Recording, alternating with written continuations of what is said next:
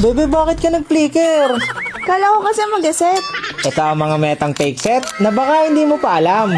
Tignan mo tong ginagawa ni Light sa graph. Nag-uulti siya sa hangin. Akala ko nang-aasar lang siya. Pero napakalaking impact pala ang ginagawa niya. Kasi nung napansin ni Light na walang nagre-react sa TNC, kapag ginagawa niya to, sinamahan niya ng flicker at nahuli niya yung TNC. Nagulat sila dito. Ginawa niya din to sa Team Liquid. Pag-ulti niya sa hangin, napagamit niya ng flicker si Sanji. Effective talaga. Ginagawa din to ni Baloy, pero sa Kaja naman, nagse-second skill siya sa hangin kapag may nakikita siyang kalaban para mapagamit niya ng spell or skill. Sayang nga lang, hindi niya napareact yung Zujin. Pero, nung ginawa to ni Kiboy sa Kaja, pag second skill niya sa hangin, napa-winter crown niya yung Eve kasi akala nito, mag-flicker hatak na. Nakakakaba rin kasi talaga na baka biglang mag-flicker sa'yo. At bukod sa Grakat Kaja, ito ang mga naisip ko na hero na pwedeng mag-maximize ng fake set. Si Tigreal, Chu, Edith, Louie, Arlot, at Lapu. Unahin na natin si Tigreal. Magagawa mo to sa second skill niya. Tatakutin mo lang na para kang magseset, aaurahan mo lang at mataas ang chance na mapagamit mo ng spell ang kalaban mo. Sa Chu naman, yung first skill, papakita mo talaga na inaambahan mo sila. Ang iisipin nila dito, mag-flicker knock up ka na. Yun pala, hindi. Papakabahin mo lang sila. Sunod sa first skill ni Edith, mas maganda to kapag sasamahan mo ng conceal na para ba talagang mag-flicker ka. Pero sa lupa mo lang pala gagamitin. Basta pag gagamit ka ng conceal, malayo pa dapat ang objective para abot pa rin pag nagka-clash. Ang sunod si Louie. Kung hindi mo pa to alam, ikakas mo lang kung saan ka nakatayo. Tapos, malalaman na to ng kalaban mo. Ang iisipin nila, gagawa ka ng play para lang mag-overthink sila. Lugi ka lang talaga pag sanay na sila mag-overthink.